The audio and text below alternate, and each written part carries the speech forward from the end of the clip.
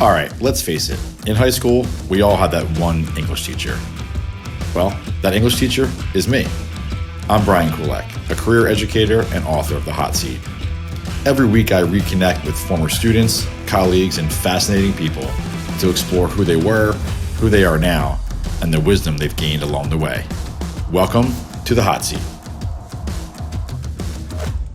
Hey, what is up, Hot Seaters? Welcome back to the show, episode 11. Tonight's guest comes to us live from the class of 2013. She is one of a few former students who has earned her own nickname, which we'll get into a little bit later. And she actually has a new last name, which we'll also talk a little bit about when she hops on. For those of you guys who don't have the book yet, we won't get too much into it, but there's a passage that we'll talk a little bit about tonight, Chris, that I want to really kind of pick your brain about because it was so powerful. So before that, welcome. It's so wonderful to see you. Look at you with the whole library behind you. You're such an English teacher nerd. I love it. It makes me so happy and proud. Look at that. There's got to be some books. Is there some perks on there? Or I see a hot seat book up there in the top left. Yeah, I actually, I know that guy that Do wrote you? it. I heard Yeah. he's kind of a jerk, but so two things. One, so I don't remember the inception. You may, but so you've been Grasshopper to me for quite some time. I don't remember if it's because was it when you started teaching? Was it when you were in my class? I don't remember. Do you remember how we started using Grasshopper as your nickname? Um, it was definitely in high school because I'm pretty sure you signed my yearbook as Uh, Grasshopper, but I don't remember specifics beyond that. I think it might be because I knew somewhere at that point that you were thinking about English and thinking about teaching. And so I took it upon myself, whether you asked me to or not, to just bulldoze my way into your de facto mentor and try to help any way I could. So since then, when I text you as Grasshopper, when I email you as Grasshopper, so we don't have to keep doing that anymore. I think you're probably old enough now, but it meant a lot to me when we started it. But speaking of Ah, names, tell us about your new name. You're not Chrissy Dustman anymore. I actually still am. I didn't change Oh, look at you. Okay. because he has the same first name as I do. Oh So man. I couldn't, we both couldn't beat Chris Koslowski. I couldn't do it. So I am keeping my last name, which was really cute because my middle schoolers, I got married in May, so they were, asking me all about it. And then I also, when I got engaged, I also taught them when they were in sixth grade. So some of them like heard before my family members Yeah. did. So they were all about it. But they were like, oh, well, do we call you Mrs. Dustman now? And I'm like, no, that's not really how that works. But Right, right. I like, mean, just it's cute that they thought that, but way off. yeah. I'm like, let's just keep calling me Miss Dustman. That's fine. That's cool. In fact, I want you to. And they're like, they were really upset. They were like, oh, well, like, I don't want to call you by a different name. I'm like, bud, you don't have to. We're good. Wait, have they met Chris? Um, some of them did. He's very much like a mystery to them that they really want to find out. Of course, the middle Uh, schoolers, of course.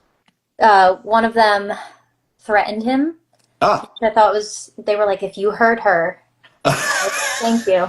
like in Meet the Parents kind of thing. Like I'll find Mhm. you if you harm one hair on her Yes. head, I am coming. It's hilarious. I love it. I'm like, Katie, I know her. She will Yeah, kill you. that's so funny. Well, congratulations, and for everybody who's watching, this is how my relationship with Chrissy is. I texted her about pre-show stuff, and she hours later wrote me back, and the hours later gap was because she was on her honeymoon in Italy, Greece, Italy, yeah. Italy. So I'm like, dude, why are you even responding to me? Please put the phone down. Thank you for responding to me because that's how I knew. Um, but we started talking about the pre-show notes, and I said, just enjoy your honeymoon, and we'll get together on the other side. So I'm glad you're back. I'm glad you are happy and married, and I'm glad you're still at Rosa. I think you told me Yes, yesterday. Rosa, yeah, Rosa. in Cherry Hill. So we'll talk more about that. But as you know, every show starts with who were you and who are you now for people who don't know. So tell us who you were in high school and who you are now. Ooh. So I didn't know who I was in high school. I was all over the place. But I was a very hardworking. I tried a lot Sure with did. everything I did. I was quite independent. Most of my time, like outside of school, I spent by myself. My dad traveled a lot for work, so I learned at a very young age how to be independent and how to live on my own.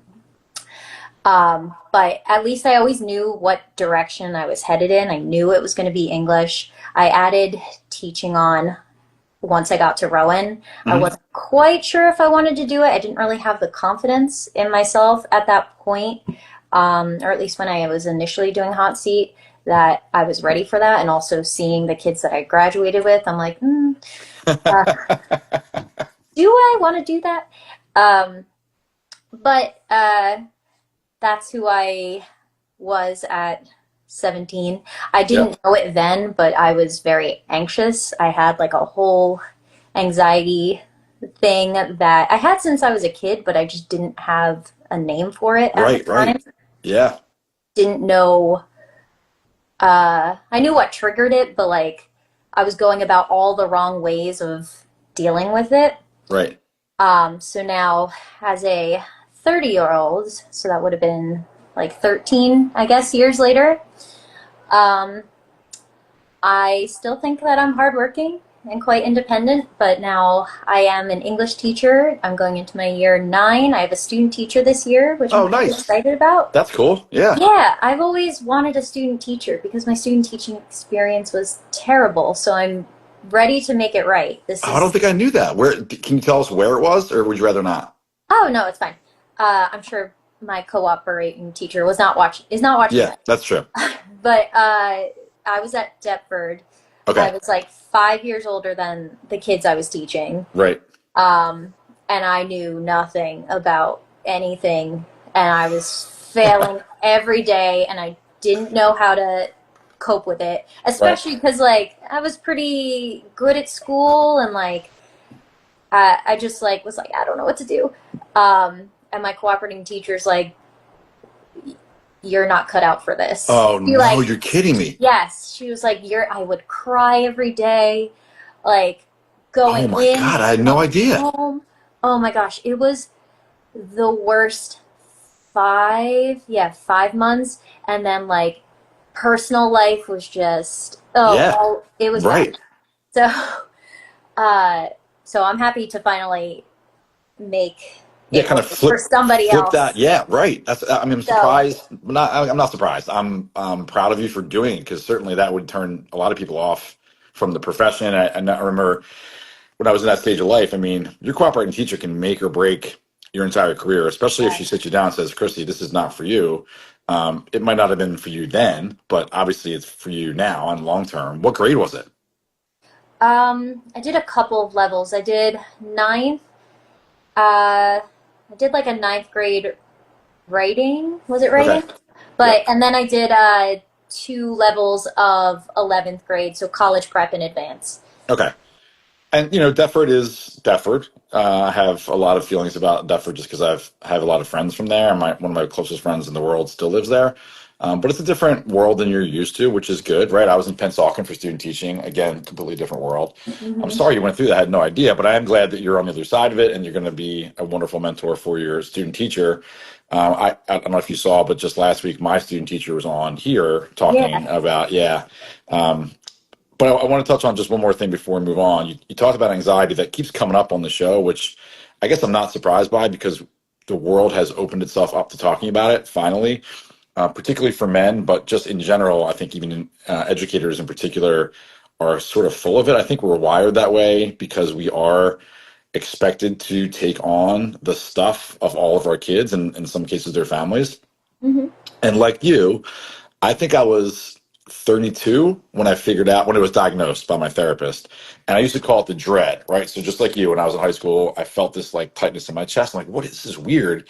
And I would just call it the funk. That's in my head, not to anybody else. I would be like, okay, the funk is happening. I don't know what's going on. But clearly it was that. And then, obviously the triggers would change over time. And it wasn't until therapy and medication that I could really keep it under wraps. And I'm still, I'll deal with it forever like anybody else.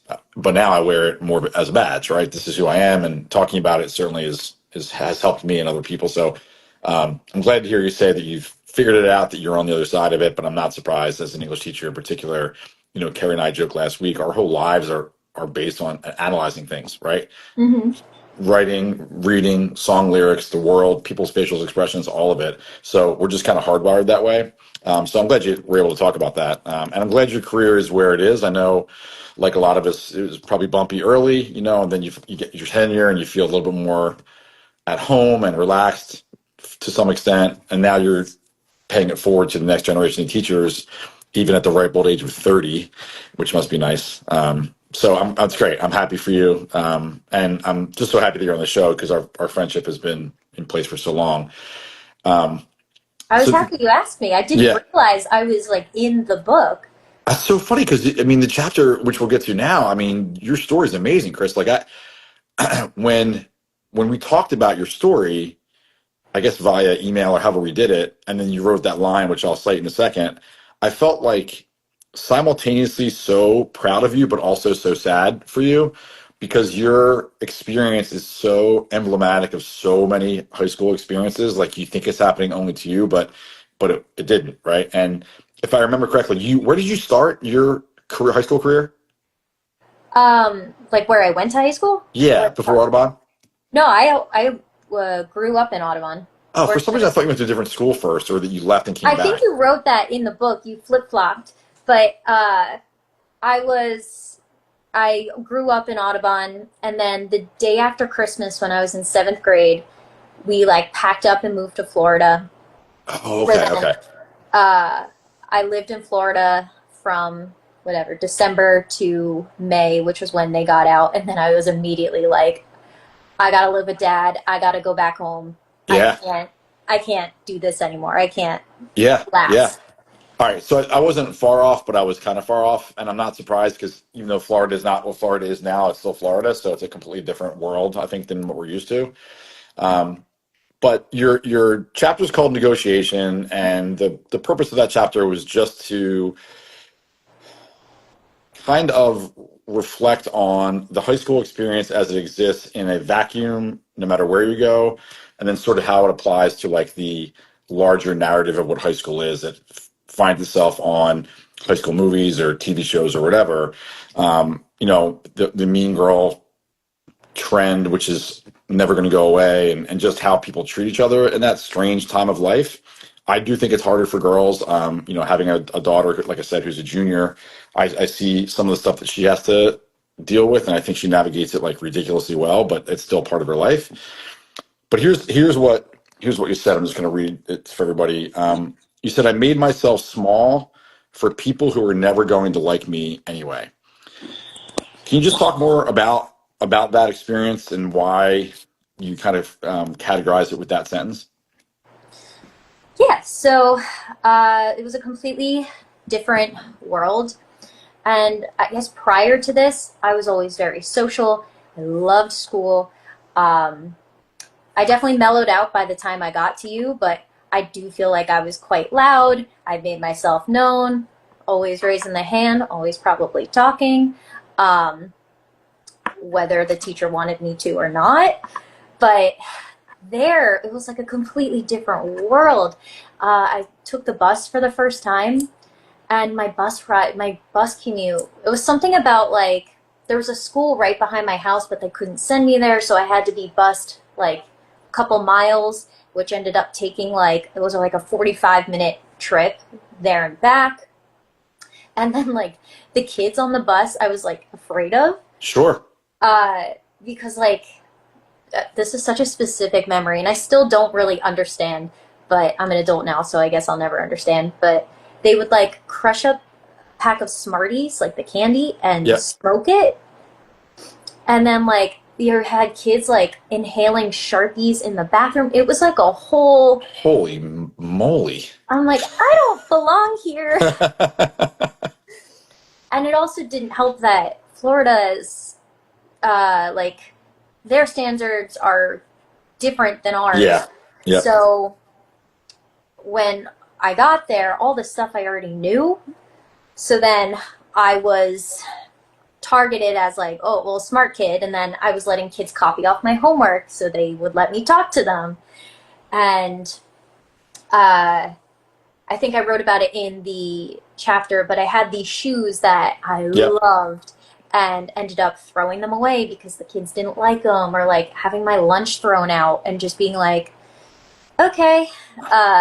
And they did eventually switch me out of the class instead of addressing like the kids that were actually causing this issue. Yeah, it's your problem. Move you, right? Yeah. So I was switched out. I still like let kids walk all over me and let them copy off my homework and all of that, but they weren't gonna like me anyway, and I didn't get that. And I see it with some of my kids where, like, Yeah. once again, you're trying so hard, and your social life, it's like currency, it's everything. So you're gonna do whatever you can to either like be invisible or fit in. So I completely like did a 180 on my personality. I stopped talking. I didn't speak up for myself at all. It's like so unlike me, although now Right. it's a part of me, so Right. it's a lesson to be learned. It's a stripe I earned, but Yep. it's wild to think that like that was me, because I wouldn't act that way now. Right. And then you put yourself right back in that pressure cooker on the other side as a teacher, right? Like it would seem to many people that once that happens, school would be the last place you want to find yourself, ostensibly for the rest of your life. You never left. Like most teachers, you just never left school. But actually, one of the questions I had, you've already answered, but I wanted to know how much you're seeing that play out now in your life as a teacher. How many like little mini Chrissies are running around, or how often might you tell this story or pull a kid aside and say, I don't think this is right for you? Because I found myself incapable of not saying that if I saw one of my kids being mistreated or taken advantage of. I just could not. And it was probably overstepping, but I think it also got me to a place like this 25 years later talking to you, because I was able to form those relationships. But it's hard to watch, man. It's similar to like a couple that you have, especially if it's a girl who's definitely dating beneath herself for whatever reason. Like, why are you doing, like, what are you doing? Now, I wouldn't intervene on those because that's inappropriate, but it would bother me. So do you see it play out in like your adult life in terms of like how adults treat each other, or just as a teacher of little versions of you? I mean, you kind of see it everywhere once you've experienced it. Yeah, that's true. Like I recognize this. Right. But I do see it in students, and I do, like you said, like sometimes it's overstepping. I'm like, ooh, I hope that doesn't come off, or I hope I didn't make it worse. I actually had a situation this past school year, so like a couple months ago, this kid who was a thorn in my side, was just mean to everyone. And he was like calling this girl like a pimple face or something like that. And then I was like, nope, we're done. And then I made like a whole thing, and I'm like, wait a minute, did I just make it worse? Like, I definitely embarrassed the kid, but I'm like, did I embarrass this girl in the process? Right. And then I had to pull her aside and be like, I'm so sorry. I couldn't. Yeah. You weren't saying anything. You just were standing there, and it just looked so upset. And I've been there. So I definitely see it with my kids. And at least, actually, you did once. You emailed me. I was having a real bad day. I just had my first breakup ever. So I was feeling all the things, mostly bad things. Yeah. And I don't think you knew, but you were like, hey, like you weren't like yourself today. I probably still have that email somewhere. But you're kidding, really? Yes. And I'm like, oh, like, and then you were like, oh, by the way, great job in the play. But you're like, you were so unlike yourself today. And I was like, whoa, like, I'm surprised that you noticed you have 100 other students. Right. And granted, like, we would talk often, but it's not, I don't think we talked about anything like too deep in our personal lives. No, I don't remember any of that happening, but I wrote about this too a while ago. Like I called it be a noticer. Like I think it's weird when people don't notice those things, but I also understand it's not common, right? So like if I see something in one of my staff members, right, when you are a principal, you have all these people bringing all these things to school every day. So when you get into a tempo, especially in a really good school culture like ours, it's hard not to notice when somebody's off. I think it's at least my responsibility to check in and then go away once I've done that, unless more is necessary. But I don't know if you saw Ryan Boland's episode a few weeks back, but he talked about this too, that I checked in on him on a random day after high school when he was going through a breakup, actually, and I didn't remember doing it. And he's like, I know you don't remember, but I always will remember it. So um, thank you for telling me that. I don't remember. Was the boy in Audubon? Yeah. Man, that's so funny. I don't. It was a long time ago. I mean, I remember your class. I remember the logistics. I remember who sat where, but so much has escaped me over the years. But anyway, I I'm was sorry. surprised you said that. You remember where I I sat? did. Yeah, that Like, class was so fun, Chris. There was like what 12 of you. It was just such a cool. It was eighth period, right? And you had that row of girls that sat right here. It was a great group. well, funny enough, that wasn't even the class I was I assigned to. remember. I remember. Yeah, And that I do not remember. only did I go to the regular class that I was assigned to, but I would also hang out in eighth period. And then I also did an English independent study. Right. Yeah. Like, I was doing triple duty. See, that's probably where Grasshopper came from. Like, there was just so much English that you were, exposing yourself to in preparation. I did forget that you came to hang out. But Megan's in the book too, because Megan's chapter is pretty powerful, and she was part of that crew on the right there. Anyway, so how did that girl respond when you apologized for stepping in on her behalf? Well, oh, no, she said thank you, and she was like, I'm so sorry. I probably embarrassed you. I didn't mean to. And she's like, no, it's fine. It's fine. She's like, he does that often. It's a Yep. lot. Yep. And I mean, like, they would go back and forth, but like, it was clearly this is something deeper. And I emailed his parents. Of course, it was Good. not his fault. Uh, but, Of course. I was like, you guys can't speak to each other. I'll sit you far away. I Yep. can't Yep. move. I can't Yep. move you out of this class, but Yep. I can do whatever's in my power to separate you as much as possible. Because I think that's also something that kids don't understand is you just gotta disengage. That's the only way you're ever gonna win is if you just stop. Yeah. So,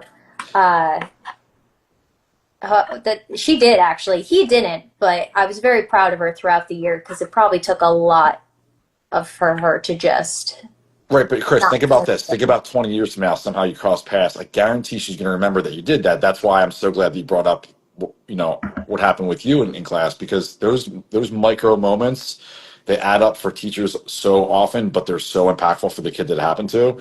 So she might have found her voice because you found it for her on that day. So I'm glad that you did, I hope which so. leads me to my last sort of point before I get you to the hot seat again. You talked about radical vulnerability in the chapter, and vulnerability, just like anxiety, keeps coming up on the hot seat live, especially again with the guys who I'm just so proud of for being more vulnerable in their adulthood. Talk to us about what radical vulnerability is and how you came up with it, why you use it. It's just saying what you feel. It's not like anything too crazy, but I see it as why am I not going to just be honest? I had this moment actually at a party with a friend who we were reflecting on years of friendship, and it was actually because of my anxiety that it took years from my early 20s. I didn't go out. I sat at home every weekend. Like I just didn't. I couldn't in So my right, head. paralyzed. Yeah, yeah. So he was saying something about that, where he's recalling a memory, and he's like, "Oh, you weren't there." He was like, "When did you start coming around?" I'm like, "Not until a couple years ago, because I was really suffering with anxiety. I had really struggled to get out of my head and Yeah. go to the thing. It will be fine. You'll have a good time." But my brain kept telling me, "You're dying. Yeah. You're gonna make a fool out of yourself. Don't go." And then my anxiety manifests itself in getting physically ill.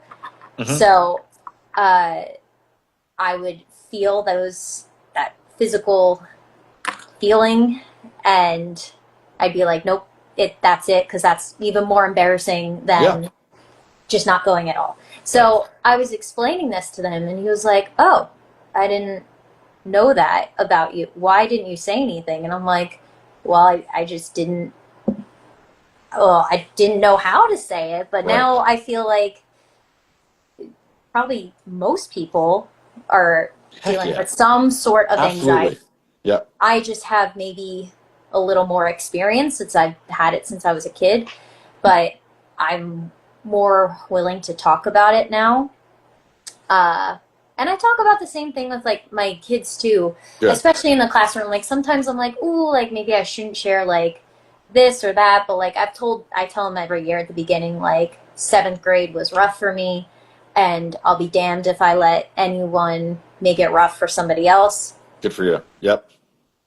Or I'll explain like, hey guys, I'm having a bad week. I'm having a bad day. I need us all to be chill Yep. because I'm struggling. Yep. So it's things like that. And of course, I keep it as appropriate to their level as Of course. possible. Yeah. But I do tell them, like, hey, I'm not having a good time right now. I need us to be mindful of that. Yep. Or I tell them too, I'm like, if you don't have to tell me what's going on, but if you're having a day, I won't pick on you. I won't be obnoxious to you. Because I can be obnoxious to my students. I see it as a gift, but I just being open and honest. That's not anything crazy. Radical vulnerability. I was proud of that line. I'm like, ooh, that sounds good. Yeah, But it's pretty good. Yeah, it's pretty good. That seems like a tattoo that should go somewhere. Or like yeah, I'll put it like right yeah, here. right, exactly. Name of a really cool band that's up and coming. Yeah. Um, so I think that the hot seat, if I had to use a word to describe it, it was vulnerable. You had to allow yourself to be that if you're going to sit in that, even if you got the most mundane question, the vulnerability of being in front of all those people staring at you must have been challenging. So that's why this whole process has been so fun for me because you guys are older now. Like, you know, you just got married. I have people who are on their second child, people who are in their 40s whose lives are completely different. And I keep hearing over and over again, especially in DMs, like I look at the questions in the book and I answer them now. And I also think about how I answered them. I would have answered it back then. So um, it would be, I almost think it'd be a disservice, Chris, if you didn't talk to your kids about it. Like you have this, Wait, can you what? rewind like 10 seconds? You cut out for a second. What was the last thing you heard? Um, oh my gosh, I don't know. I had an alarm and it started going while you were talking. So I think I Um, was just saying that the being in that chair in front of those people is vulnerability, and it's been so fun for me to watch you as all adults reflecting on it all now, because your answers might very well be the same, and you might not even recognize the person you were back then. But that's why this has been so fun for me. And I was going to just close by saying I think it would be a disservice if you didn't talk to your kids the way that you do. And I also think the English teachers have a unique opportunity that other subjects may not, where you can just like, guys, real tough night last night. Could be the baby didn't sleep. Could be a breakup. Could be whatever it is that's happening in your human life. It's going to affect your teacher life. More often than not, kids are going to respond to that and be like, all right. Or someone's going to be like, guys, let's just chill out today. And the last thing you said that really resonated is I remember I had a kid probably right around the same time as you. And every once in a while, he'd come in, put his hood up and his head down. And like the third time he did it, I called him aside after the class. I'm like, dude, what is up? He's like, there are days I just can't do it, man. I'm like, okay, well, here's what we're going to do. And I did exactly what you said. Like, you don't have to tell me anything. I'll give you that day, right? Can't do it every day. And if it happens so much that I need to get somebody else involved to help us, I'll do that. But I have your back when it comes to this. And the days when he was on, he was on. But days when whatever was happening at home he couldn't handle, to your point, why would I make him do anything on that? For that 45 minutes, if he just needs a respite, he'll get it. And I think talking to the kids openly about our need for that too helps them buy in. mhm. I'm not surprised that you do that, but I think it's wonderful for your kids. All right, you ready? I'm ready. All right. Your question is, what does everyone deserve? Everyone. Because now we're in this weird place in society where everyone is hard to agree with. But what does everyone deserve? I think everyone deserves the chance to explain themselves however way they see fit. Okay. I mean, you still may not be understood the way you want to, but at least you're putting yourself out there and you are trying to get your point across or have someone see things from your point of view. Uh, you could choose the arena, the medium, if writing Yep. is your jam, if talking is your jam. Because I do sometimes will also have assignments, speaking, teaching, but I'll let them, they can write, they can record something, they can talk or public speak or whatever, Yep. or represent it visually. Yep. But I think giving everyone a chance to say whatever they need to be said, I think for some people that would probably be explaining themselves, like, this is why I did this thing, or this is why I believe this particular ideology. Yep. But then at least it invites other people in to understand you a little bit better. Yep. I feel like that's what I So, would say. so a voice, like I'm hearing you say everyone deserves a voice.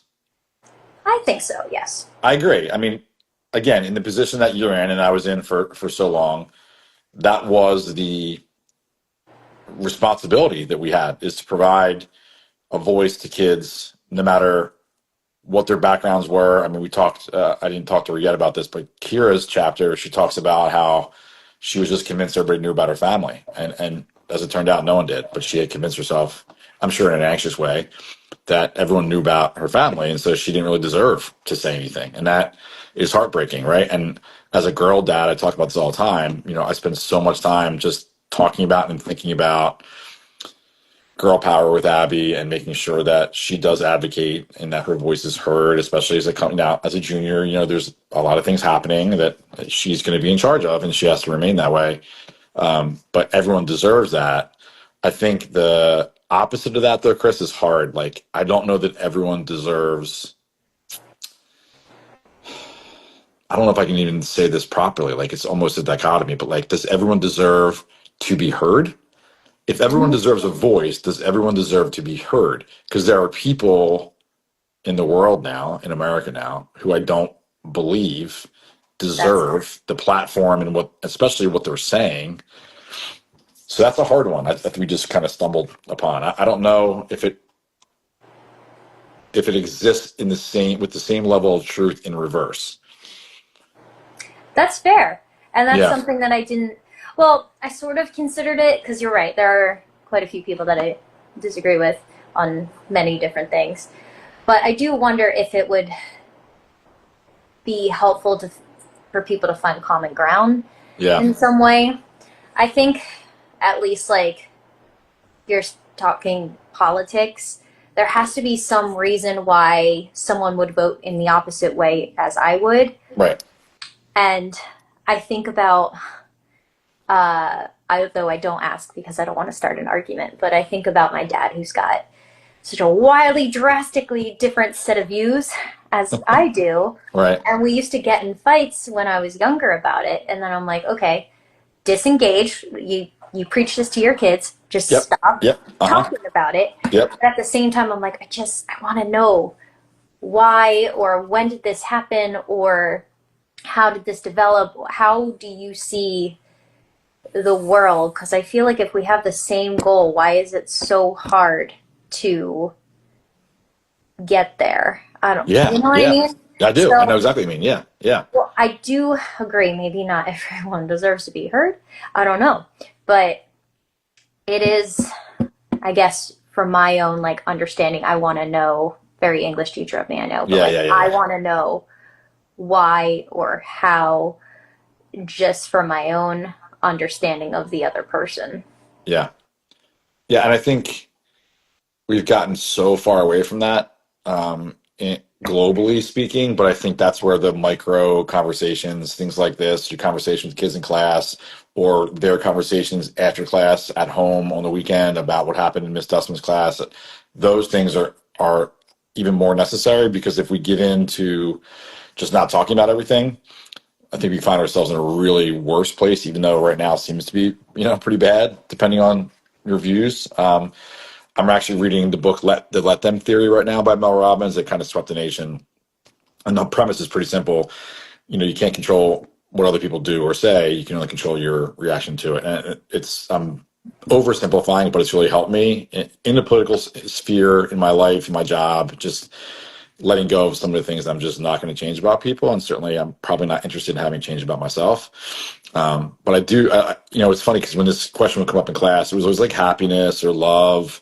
And then you kind of get older and it's like, yeah, those things are wonderful. And I think everybody does deserve a lot of what would come up in class when we did it. But the maturity net that we have now, or the age for both, I think dictates a different kind of response. And while I would love to say that everyone deserves to be heard, I just think I'm not sure if I can, I'm not sure I can get behind that one for sure. So, That's all right. but I mean, thank you for that answer. I'm not surprised that your It answer was was awesome. wrong, but thanks anyway. You got an A, like pretty much everybody else in the whole world, except for Pat Barker, which we talked about. So before I sign off, anything else you wanna kind of say is your send off? Yes, can I ask you a hot seat type of question? Oh my God, you're the first person. Go ahead.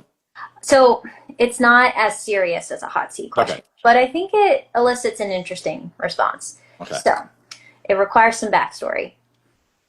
You know how in certain religions you eat the cracker and you drink the wine, and that's supposed to be the body and blood? Mm-hmm. If there was a religion about you, what would your body and blood be? Oh my God. So I would have to ingest in the same typical way that folks do now. It doesn't necessarily have to be like a bite-size thing. It doesn't necessarily have to be alcohol, and it doesn't necessarily have to be two things to go together. You can take it whatever way you want to. I often say, and this is a little bit more, I don't know, philosophical than maybe you intended, but I don't know if I've gone a day without music since I can remember. So I think the blood would be music. I don't know. There's music in my head. There's music on my computer when I work. I have classical mix that I work with at home. My kids hate it. And then obviously in the gym, I mean, there's just not a day that goes by that music isn't a part of my life. I can't imagine what the world would be like without it. So I'm going to get a little bit wacky on you and say that the blood of my Christ would be music, because I don't know what I'd do without it. The body,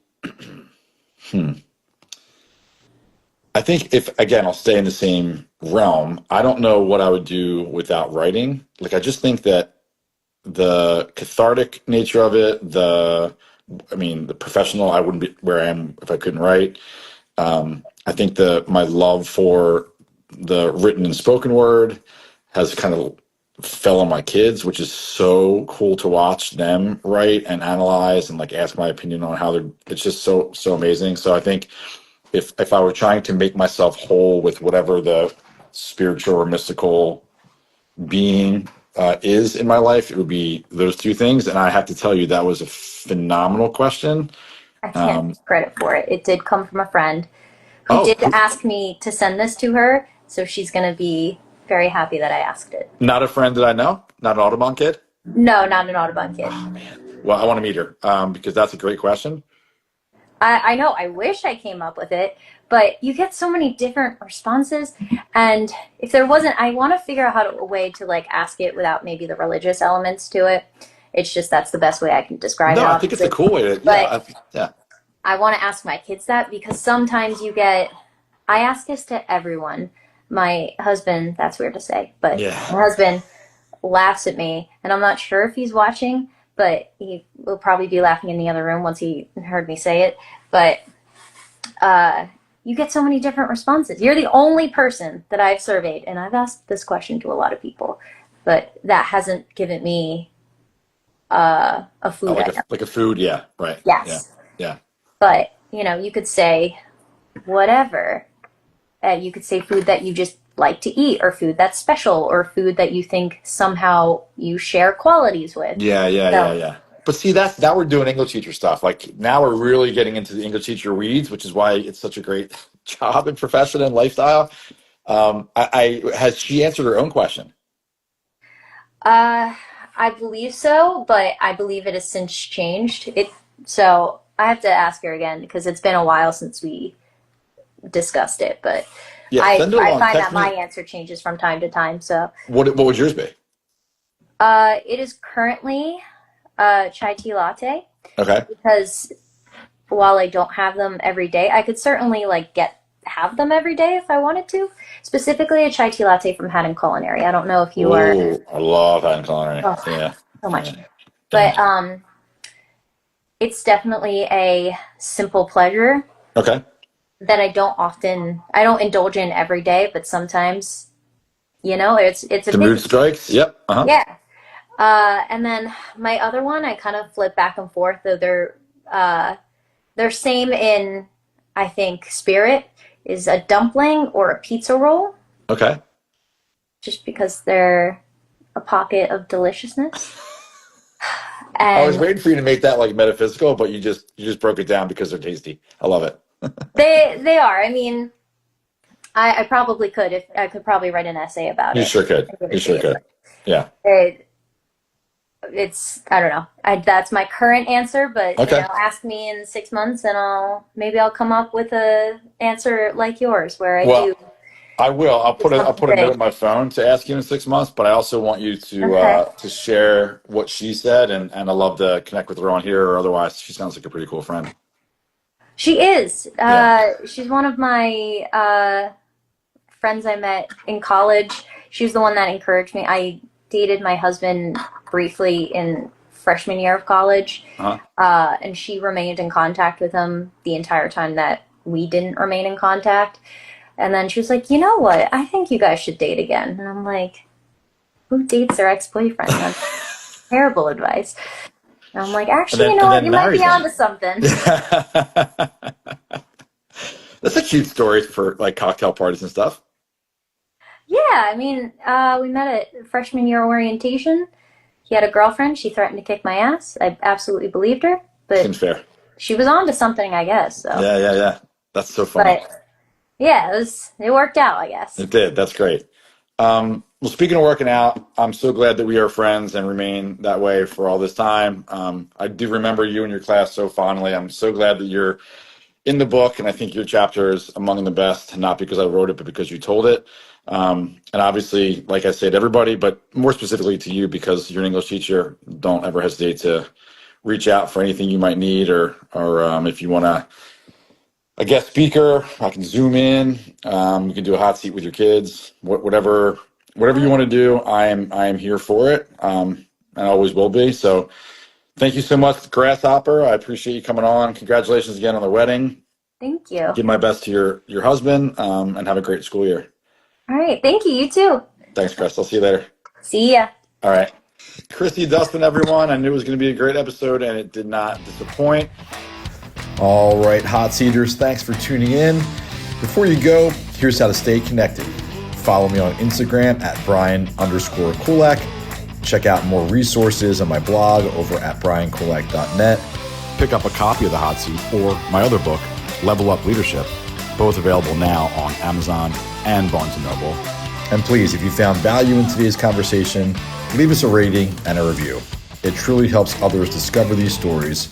Share this episode with someone in your life, hit subscribe, and I'll see you next week for another conversation in The Hot Seat.